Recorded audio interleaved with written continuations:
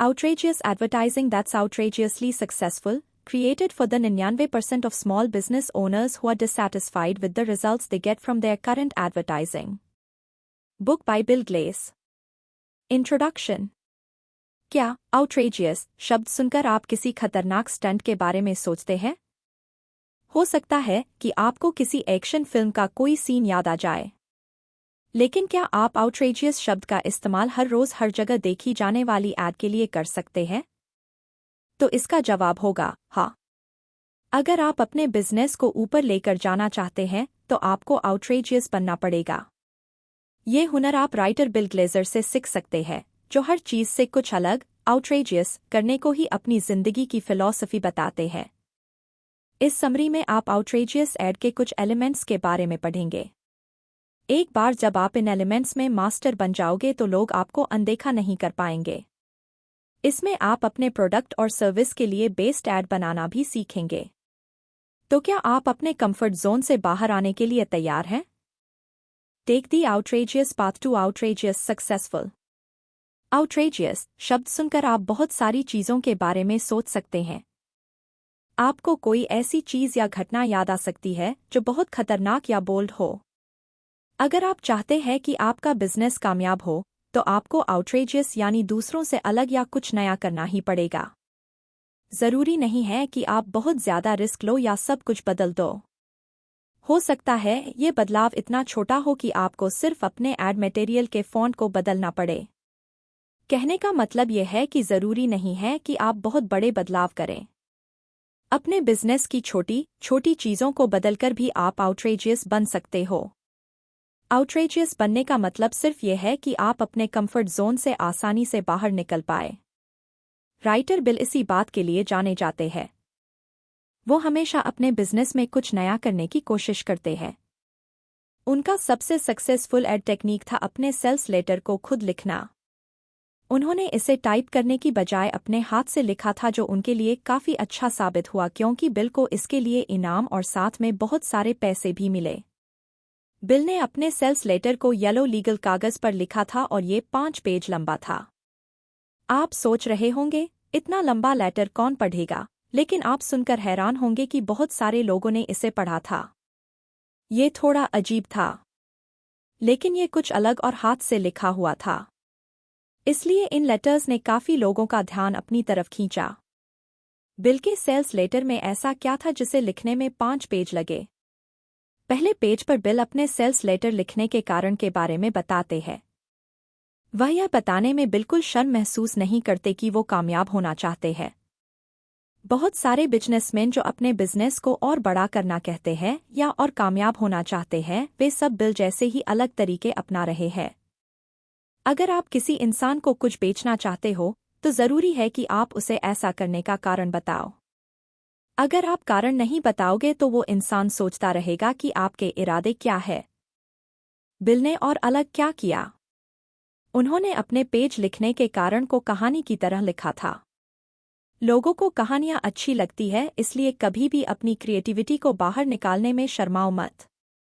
दूसरे पेज पर बिल ने बहुत जरूरी जानकारी दी थी, या ये कहे कि उन्होंने बताया कि सेल्स लेटर किस बारे में है, वो क्या बेचना चाहते हैं, खरीदने वाले को कितना खर्च करना होगा, बिल ज्यादा से ज्यादा कितना बेच सकते हैं वगैरह। उन्होंने यह भी पक्का किया कि अपने खरीदारों तक आसानी से पहुंच सके। यह वो सारी चीजें हैं जो एक अच्छी ऐड में होनी चाहिए।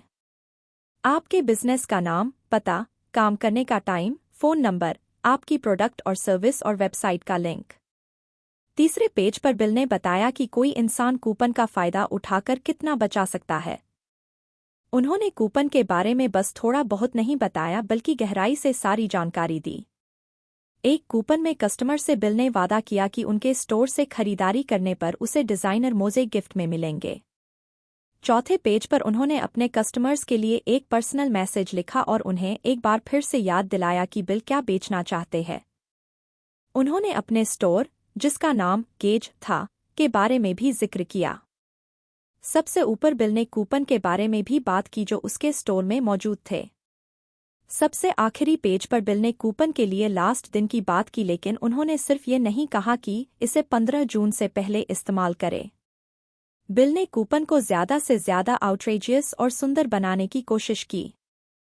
उन्होंने बहुत सारे एरो और एक्सक्लेमेशन मार्क का इस्तेमाल किया ताकि पढ़ने वाले का ध्यान इस पर जरूर जाए। बिल की इस अलग सोच की वजह से वह फेमस हो गए। जैसे कि पहले बताया है, उनके लेटर को बहुत सारे इनाम मिले और उनके मेस्फियर स्टोर में कस्टमर आना शुरू हो गए। सबसे ज़रूरी चीज़, उनके सेल्स लेटर को काफ़ी पहचान मिली। कई जाने-माने सीईओ, अकाउंटेंट, डॉक्टर और वकीलों ने बिल को इनवाइट किया। उन सब ने बिल को कहा कि सेल्स लेटर लिखना काफ़ी अच्छी चाल थी। उनके लिखने के तरीके की वजह से सबका ध्यान उस पर गया क्योंकि वो बहुत ज़रूरी लग रहा था। अगर वो आउटरेजियस नहीं होते और अपने सेल्स लेटर को सिंपल तरीके से लिखते तो किसी का ध्यान उस पर नहीं जाता। इसलिए कभी भी अपने ऐड बनाने के तरीके को बदलने में शर्माओ मत। बिल शर्माए नहीं और आप जानते हैं उन्हें इसके क्या नतीजे मिले। आउटरेजियस ऐड की अच्छी बात यह है कि आपको कहीं से भी कोई आइडिया मिल सकता है। जब बिल अपनी पत्नी के साथ घूमने गए थे तब उन्हें सबसे अलग आइडिया आया। मसलन, जब वो अलास्का के किसी क्रूज पर थे, तब टूरिस्ट स्पॉट पर पोस्टकार्ड कोई नई चीज़ नहीं थी। तब उन्हें वहां से आइडिया मिला और उन्होंने अपना खुद का यानी कस्टमाइज्ड पोस्टकार्ड बनवाया। उन्होंने लिखा, जब मैं छुट्टियों पर था तब भी आपके बारे में सोच रहा था। उन्होंने ये पोस्टकार्ड अपने कस्टमर्स को भेजा और वादा किया कि अगली खरीदारी पर उन्हें 10% की छूट मिलेगी। हैरानी की बात है कि पोस्टकार्ड का तरीका काम कर गया। बिल के कस्टमर्स को पोस्टकार्ड बहुत पसंद आए क्योंकि उसमें बहुत अपनापन था और वो बहुत अच्छे और पर्सोनलाइज्ड थे। Defining advertising and the 3 possible responses. Advertising एक मुश्किल काम है। जैसा कि बताया है, आपको अपनी सक्सेस एडवर्टाइजिंग की वजह से हुई कमाई से मापनी चाहिए। अगर आप अपने ब्रांड को फेमस बनाना चाहते हो तो ये समरी आपके लिए नहीं है।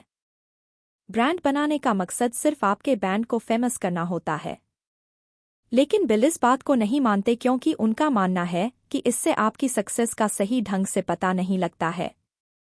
बिल बताते हैं कि आप ऐसी एडवर्टाइजिंग को चुनो जिसमें आपको सीधा कस्टमर्स से जवाब मिले। इस तरह की ऐड आपकी असली सक्सेस को बताने में मदद करेगी। डायरेक्ट एडवर्टाइजिंग वो होती है जिसमें आप कस्टमर्स के रिस्पांस को ट्रैक कर पाते हैं। दूसरी तरफ ब्रांड बिल्डिंग में आप अपने ब्रांड का नाम लोगों के सामने लाते हैं। उन्हें सिर्फ आपको फेमस करना होता है। वो इस बात पर ध्यान नहीं देते कि आपकी कमाई हो रही है या नहीं। डायरेक्ट रिस्पांस एडवर्टाइजिंग के 3 जरूरी पार्ट होते हैं: हेडलाइन, ऑफर और डेडलाइन। इन सबको आगे हम अच्छे से समझेंगे। आप सोच रहे होंगे कि अगर आप डायरेक्ट रिस्पांस एडवर्टाइजिंग और ब्रांड बनाने का काम साथ में करना चाहे तो जवाब है कि ऐसा बिल्कुल किया जा सकता है। मान लीजिए आप आउटरेजियस डायरेक्ट रिस्पांस एडवर्टाइजिंग में कामयाब हो गए तो आपको आपके फेमस होने का फ़ायदा साथ साथ मिल जाएगा। बिल अक्सर अपने कस्टमर्स को मेल करते हैं और अलग अलग तरह के मेसवियर के बारे में बताते हैं जो वो बेचते हैं। जब बिल मेल भेजना बंद कर देते थे तब भी कस्टमर उनके स्टोर पर आते थे। अपनी एडवर्टाइजिंग को कामयाब करने के लिए आपको 3 चीज़ों को समझना होगा। जैसे बिल ने समझा कि लोग एडवर्टाइजिंग को कैसे देखते हैं और जवाब को अलग अलग ग्रुप में बांट दिया। ग्रुप एक पॉजिटिव फाइल है। ये वैसी ऐड है जिन्हें लोग हर हाल में देखते हैं। आप इसे खोलने के लिए मजबूर हो जाते हैं, जैसे आपकी मेडिकल टेस्ट की रिपोर्ट या आपके बच्चे का रिपोर्ट कार्ड। ग्रुप बी ये मे बी या शायद वाली फाइल है। इसमें आपके कस्टमर ऐड में दिलचस्पी तो दिखाते हैं लेकिन वो इसके बारे में इतना श्योर नहीं होते, इसलिए वो इसे अलग कर देते हैं। ग्रुप सी ये नो फाइल है, यानी जब कस्टमर आपकी ऐड में कोई दिलचस्पी नहीं लेते। जैसे आपने आज एक कंपनी से अपने गटर की मरम्मत के लिए कहा। अगले हफ्ते आपको गटर के बारे में कोई ऐड मेल मिलता है। आप इसे डस्टबिन में फेंक देंगे क्योंकि अब आपको इसमें कोई दिलचस्पी नहीं है। लोग हमेशा यही सोचते हैं कि ऐड लोगों को पसंद आती है या नहीं आती। लेकिन बिल जानते हैं कि ग्रुप बी जो मे बी फाइल है, वहां कुछ भी हो सकता है। बिजनेस में ना का मतलब ना नहीं होता। ना बाद में हाँ में भी बदल सकती है। यहाँ पर 2 बातें सामने आती है। सबसे पहले वो लोग आते हैं जो कुछ खरीदना चाहते हैं लेकिन वो हाँ या ना नहीं कहते। उन्हें ऐड पसंद तो आती है लेकिन इतनी भी नहीं कि वो कुछ खरीदे। ऐसे टाइम पर वो कोई बीच का रास्ता ढूंढते हैं। दूसरा, लोगों को कोई ऐड पसंद आती है लेकिन वो उसे खरीदने के लिए कोई दबाव नहीं चाहते। कोई भी कस्टमर ऐसा नहीं चाहेगा कि वो किसी ऐड के बारे में जानकारी ले और उस पर कुछ खरीदने का दबाव बनाया जाए। सिंपल सी बात है कि आप सिर्फ इस बात पर ध्यान दें कि आपके कस्टमर अपनी मर्जी से आपके प्रोडक्ट्स के बारे में पता करें। अपने प्रोडक्ट्स के बारे में अपनी वेबसाइट पर ज़्यादा से ज़्यादा जानकारी दें ताकि कस्टमर अच्छे से पता कर सके। ये छोटी सी चीज़ आपको आसानी से ग्रुप बी से ग्रुप में पहुंचा देगी। ऐसे कस्टमर को कभी भी अनदेखा ना करें जो आपसे शायद कहते रहते हैं, उन्हें मनाने के लिए और आउटरेजियस तरीके ढूंढते रहे। जितने ज़्यादा आपके पास कस्टमर होंगे उतना ही ज़्यादा आपको फ़ायदा होगा। Applying outrageous advertising. बिल हमेशा आउटरेजियस आइडिया को ढूंढते रहते हैं। यही वो चीज़ है जो उन्हें दूसरों से अलग करती है। वह मन में आने वाले किसी भी आइडिया को अनदेखा नहीं करते। असल में वह आउटरेजियस ऐड के लिए अपने पर्सनल अनुभव का भी इस्तेमाल करते हैं। स्प्रिंकलर की कहानी उनके ऐसे ही आइडिया में से एक है। बाकी दिनों की तरह बिल अपने मेंसवेयर स्टोर में जल्दी आ गए। सब कुछ ठीक था, सिर्फ ये छोड़कर कि वहां 3 इंच पानी भरा हुआ था क्योंकि एक स्प्रिंकल खराब हो गया था जिसके कारण पानी जमा हो गया था। बिल ने जल्दी से इंश्योरेंस कंपनी को फ़ोन किया और बताया कि क्या हुआ है। उन्होंने जल्दी से एक अग्रीमेंट किया लेकिन कंपनी को बंद करने की प्रोसेस की वजह से बिल को अपना प्रोडक्ट जल्दी से जल्दी बेचना पड़ा। इसलिए बिल ने एक ऐड बनाई और सारी चीज़ों के बारे में लिखा कि उनके स्टोर में स्प्रिंकलर की खराबी की वजह से पानी भर गया है और उन्हें अपना प्रोडक्ट जल्दी से जल्दी बेचना है। बिल ने साथ ही इंश्योरेंस कंपनी का नाम और पॉलिसी नंबर भी लिखा ताकि लोगों को विश्वास हो कि बिल सच कह रहे हैं। उसके बाद बिल ने ऐड को बिल्कुल आउटरेजियस तरीके से पेश किया। अक्सर एक ऐड को वैसे ही पोस्ट कर दिया जाता है जैसे वो होता है, लेकिन बिल ने अपनी ऐड को इस तरीके से लिखा जैसे आप न्यूज़पेपर में कुछ पढ़ रहे हो। उन्होंने एक एडवर्टोरियल बनाया या कहे कि ऐसी ऐड बनाई जो एडिटोरियल भी थी। यह देखने में बहुत सुंदर और ज़रूरी लग रही थी।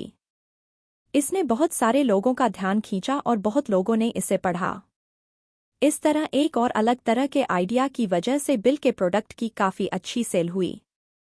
आउटरेजियस होने का मतलब है कि लोग आपको नोटिस करें। ये एक अच्छा तरीका है लोगों को अपने बिजनेस के बारे में बताने का।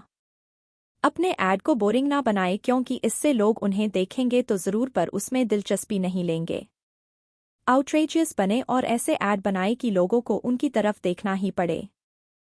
डैरेन रॉस मेगाफास्ट कंपनी के मालिक है जो प्रमोशन के लिए प्रोडक्ट्स बनाते हैं। डैरेन कुछ भी अलग करने से नहीं शर्माते, वो हमेशा कुछ अलग और नया सोचते हैं और करते भी है। उनके ऐसे ही अलग आइडिया में से एक था मेगा मैन नाम का सुपर हीरो। डैरेन को उनकी इंडस्ट्री में सब जानते थे, इसलिए कोई बड़ी बात नहीं थी कि उन्हें एक कॉन्फ्रेंस में बोलने के लिए बुलाया गया था। डैरेन जिस भी कॉन्फ्रेंस में जाते थे वह एक सुपर हीरो की ड्रेस पहनकर जाते थे, जैसे टाइट्स, केप और मास्क। यह बहुत अजीब है ना? लेकिन उनका ये तरीका काम कर गया। ऑडियंस उनके एक एक शब्द को बहुत ध्यान से सुनती थी। सिर्फ इतना ही नहीं, मेगामैन एक लिमिटेड टाइम तक एक ऑफर भी दे रहा था। उन्होंने मेगामैन की बनाई हुई बहुत सारी ट्रेनिंग वीडियो दिखाई और उसके बाद एक डील के बारे में लोगों को बताया कि उनके बूथ से खरीदारी करने वाले पहले 450 लोगों को इनाम दिया जाएगा। इनाम में एक डीवीडी दी जाएगी जिसकी कीमत लगभग 300 है। कॉन्फ्रेंस के खत्म होते ही मेगाफास्ट के बूथ पर लोगों की भीड़ लग गई। तो देखा आपने, आउटरेजियस तरीके भी काम करते हैं। बिल ग्लेजर आपको 7 तरीके फॉलो करने के लिए कहते हैं। ये आपको जिंदगी में हर जगह आउटरेजियस या कुछ अलग करने में मदद करेंगे, चाहे वो ऐड हो या बिजनेस, आपका करियर हो या आपकी जिंदगी। सबसे पहली बात आपको ये समझना होगा कि किसी भी तरह की ऐड आउटरेजियस हो सकती है। आपने देखा कि कैसे बिल ने खराब स्प्रिंकलर से प्रॉफिट कमाया और कैसे डैरेन कॉन्फ्रेंस में सुपरहीरो बनकर गए। आउटरेजियस बनना आपके लिए सक्सेस ला सकती है। दूसरा स्टेप, हमेशा इस बात को समझो कि आप खुद के कस्टमर नहीं हैं। जब भी बिल किसी सेमिनार में आउटरेजियस एड के बारे में स्पीच देते थे तो कोई ना कोई हमेशा उनके पास आता और कहता कि सेमिनार काफ़ी अच्छा और अलग था, लेकिन वो इसे अपने बिजनेस में इस्तेमाल नहीं कर सकते। लेकिन इसका कारण क्या था? ऐसा इसलिए था क्योंकि वो सोचते थे कि आउटरेजियस चीज़ों की वजह से उनके कस्टमर उलझ जाएंगे या चीज़ों को ढंग से समझ नहीं पाएंगे। लेकिन बिल को ऐसी सोच वाले लोग गलत लगते हैं क्योंकि अक्सर हमें ऐसी ही चीज़ें पसंद आती है जो दूसरों से अलग हो। अगर कोई कस्टमर आपकी अलग ऐड पर ध्यान देता है तो उसे ज़रूर खरीदना पसंद करेंगे। लेकिन आप कुछ अलग करने से डरो मत। बिल इसका सबसे अच्छा एग्जाम्पल है कि आउटरेजियस ऐड काम करते हैं। बिल को president of bank, doctor, president of multibillion companies सब ने बुलाया जिन्हें बाकी लोग सोफिस्टिकेटेड कहते हैं। तीसरा स्टेप है सही जगह से आइडिया ढूंढना। आपके आसपास किस तरह का ऐड या ट्रेंड चल रहा है इस पर नज़र रखें। क्या आप इसे किसी आउटरेजियस आइडिया में बदल सकते हैं? किसी बोरिंग चीज़ से भी आप कोई अच्छा और अलग आइडिया ढूंढ सकते हैं। ज़रूरी है कि आप अपनी आंखें हमेशा खुली रखें। चौथा स्टेप है कि आप अलग अलग जगह पर भी आइडिया ढूंढते रहे। बिल ने अपने दिमाग को इस तरह से ट्रेन किया था कि वो हर जगह कुछ नया सोच सके। जब वो घूमने गए थे तब भी वो किसी नए आइडिया को ढूंढते रहते थे। एग्जाम्पल के लिए जब वो ग्रीस में गधे की सवारी कर रहे थे तब भी कुछ अलग और नया आइडिया ढूंढ रहे थे। पांचवा स्टेप है कि आप आउटरेजियस कैंपेन की दुनिया में गोता लगाओ। आउटरेजियस तरीकों को सिर्फ बिजनेस में मत इस्तेमाल करो बल्कि अपनी प्रोडक्ट और सर्विस में भी इस्तेमाल करो। अपनी जिंदगी के हर हिस्से में आउटरेजियस का इस्तेमाल करो। छठा स्टेप है स्वाइप एंड डिप्लॉय यानी आइडिया को बदलकर असरदार तरीके से इस्तेमाल करना। कई बार ऐसा टाइम भी आएगा जब आपके आउटरेजियस आइडिया फेल हो जाएंगे, लेकिन ये पूरी तरह आपके बिजनेस और आपके ऊपर लागू नहीं होता। बिल आपको सिर्फ ये सुझाव देते हैं कि आप बस आइडिया ढूंढते रहो और जो आपको सही लगे उसे यूज करो। दूसरे शब्दों में ये कहे कि अगर कोई आइडिया आपके लिए काम नहीं कर रहा है तो उसे किसी दूसरे बिजनेस को बेच दे जो आपके आउटरेजियस आइडिया का फायदा उठा सकें। सातवां स्टेप है मस्ती करना। आउटरेजियस ऐड के हर एक स्टेप का मजा लें, उसे बनाने और उसकी एडवर्टाइजिंग को एंजॉय करें क्योंकि इससे आप ना सिर्फ कुछ ना कुछ सीखेंगे बल्कि आप सक्सेसफुल भी होंगे। Presenting critical components. यानिक सिल्वर बिल का काफ़ी अच्छा दोस्त है और बिल की तरह ही क्रिएटिव भी है। यानिक ने अपने घर के बेसमेंट में पड़े बहुत सारे बचे हुए प्रोडक्ट को एक आउटरेजियस आइडिया की मदद से बेच दिया था। यानिक की पत्नी मिजी उससे नाराज थी। वह बार बार उससे कह रहा था कि वो बेसमेंट से अपना प्रोडक्ट हटा देगा। उनका बेसमेंट प्रोडक्ट से भरा पड़ा था और उन्हें जगह की ज़रूरत थी। यानिक एजुकेशनल प्रोडक्ट बेचता था, सीडी, डीवीडी, बुक्स वगैरह। उनका बेसमेंट किसी खजाने से कम नहीं था, लेकिन उनका ये खजाना ज़्यादा अच्छी हालत में नहीं था। किसी में डिफेक्ट था, कोई किनारे से फटा हुआ था। यानिक ने सब बेचने का फैसला किया। उनकी हालत अच्छी नहीं थी लेकिन फिर भी काफ़ी जानकारी देने वाली थी। यानिक ने इंटरनेट का सहारा लिया और एक ईमेल किया जिसमें लिखा था, मेरी पत्नी की खुशियां वापस लाने में मेरी मदद करें। ईमेल में यानिक ने बताया कि वो कितनी मुश्किल में है। एक सुबह यानिक की पत्नी बेसमेंट में भरे सामान की तरफ इशारा करके उस पर चिल्ला रही थी। उसने बस यहीं तक लिखा। उसने आगे लिखा कि अगर रीडर आगे पढ़ना चाहते हैं तो यानिक की वेबसाइट पर आए। इस वेबसाइट पर सेल से जुड़ी सारी जानकारी मौजूद थी। आप देख सकते हो ये आइडिया कितना अलग था, लेकिन ये काम कर गया और काफ़ी सक्सेसफुल हुआ। यानिक खुश था क्योंकि उसका सारा प्रोडक्ट बिक गया था और मिजी खुश थी क्योंकि उसका बेसमेंट बिल्कुल साफ हो गया था। यानिक का ये आइडिया काम कर गया क्योंकि उसने डायरेक्ट रिस्पांस ऐड का काफ़ी अच्छे ढंग से इस्तेमाल किया। उसने वो सारे एलिमेंट्स इस्तेमाल किए जो जरूरी थे, जैसे हेडलाइन, ऑफर और डेडलाइन। यानिक की हेडलाइन थी, यानिक की शादी 11 बचाने में मदद करें सेल। अगर आपको कोई ऐसा ईमेल मिलेगा तो आपका मन उसे पढ़ने का ज़रूर करेगा। आपका ध्यान इस पर ज़रूर जाएगा क्योंकि ये दिलचस्प लग रहा है, बोरिंग नहीं। यानिक का ऑफर भी हेडलाइन की तरह दिलचस्प था। यानिक ने सोचा कि वो अपने प्रोडक्ट्स पर डिस्काउंट देगा ताकि लोग उन्हें खरीदें। सीडी और डीवीडी में बहुत ज्यादा जानकारी की चीजें थी, इसलिए वो उन्हें फेंकना नहीं चाहता था और ना ही सप्लायर को वापस करना चाहता था। यानिक ने इसके लिए कोई डेडलाइन तय नहीं की, लेकिन फिर भी उसके ईमेल में एक जरूरत की सेंस थी। उसने कहा था कि अगर किसी को दिलचस्पी है तो वो जल्दी करे, क्योंकि उसके पास लिमिटेड प्रोडक्ट है। अगर आप डायरेक्ट रिस्पॉन्स ऐड का इस्तेमाल करें तो कभी भी 3 चीज़ों को ना भूलें कि आपकी हेडलाइन वो पहली चीज़ होती है जो किसी रीडर को दिखती है।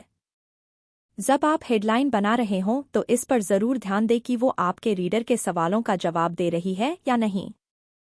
जैसे, मुझे इस पर ध्यान क्यों देना चाहिए? मुझे इससे क्या मिलेगा? आगे, अपने ऑफर को और आकर्षक बनाएं।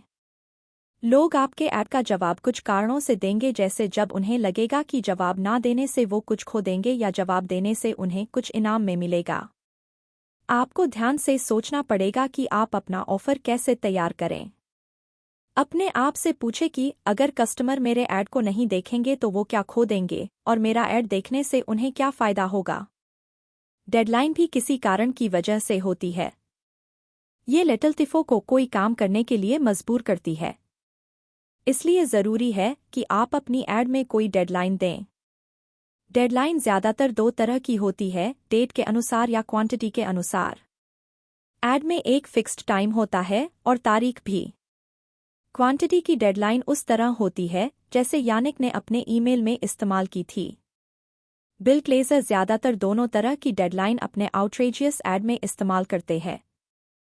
ये लेटलतीफ़ कस्टमर्स पर दबाव डालने में मदद करती है, लेकिन डेट के साथ डेडलाइन का इस्तेमाल करते वक्त आपको बहुत सावधान रहना चाहिए।